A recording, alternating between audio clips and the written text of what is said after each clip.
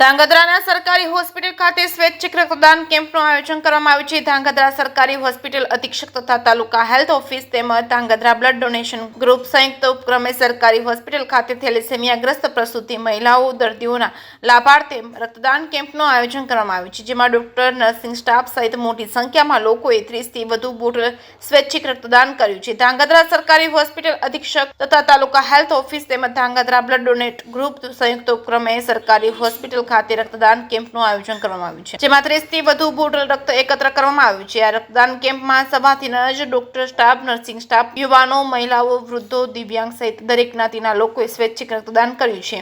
એકત્ર કરેલ તમામ રક્તની બોટલો બ્લડ બેંક સુરેન્દ્રનગર ગાંધી હોસ્પિટલમાં જમા કરવામાં આવી છે। રક્તદાન કરનાર દરેક રક્તદાતાઓને સર્ટિફિકેટ આપી સન્માન કરવામાં આવ્યું છે। ચા, પાણી, નાસ્તા સહિતની તમામ સુવિધા પણ પૂરી પાડવામાં આવી છે। થેલેસેમિયા દર્દીઓની નિયમિત પડતી રક્તની જરૂરિયાતોને ધ્યાને લઈ રક્તદાન કેમ્પ યોજાયો હતો, જેમાં ધાંગધ્રા બ્લડ ડોનેટ ગ્રુપ છેલ્લા 5 વર્ષથી ધાંગધ્રા સહિત અલગ અલગ શહેરોમાં રક્તદાન કરનાર રક્તદાતાઓએ પણ રક્તદાન કરી અન્ય લોકોને રક્તદાન કરાવવાની અપીલ કરી હતી। કેસમી ગુજરાતી સાથે મહેશ ઉતરિયા, સુરેન્દ્રનગર।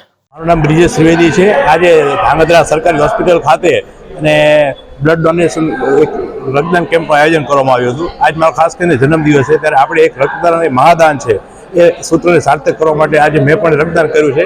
રક્તદાન કરવાથી આપણે કોઈની જિંદગી બચાવી શકીએ છીએ। ખાસ કરીને થેલેસેમિયાના દર્દી હોય છે કે એક્સિડન્ટ વખતે કે સગર્ભા મહિલાઓને બ્લડની તાત્કાલિક જરૂર પડતી હોય છે, ત્યારે રક્તદાન કરવું તે એક આપણે પ્રાથમિક ફરજિયાત છે। રક્તદાન એ મહાદાન છે, માટે લોકો પણ રક્તદાન કરે અને મોટી સંખ્યામાં પણ અહીંયા રક્તદાન કરવા માટે લોકો આવી પડ્યા છે।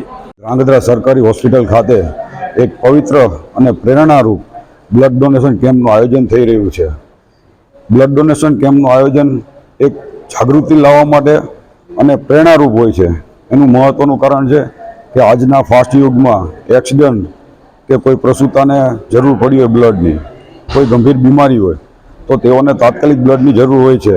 તો આવા બ્લડ ડોનેશન કેમ્પથી જે બ્લડ એકત્રિત થાય છે તો આવા બધા વ્યક્તિઓને તાત્કાલિક બ્લડ એમને પહોંચાડી શકાય છે।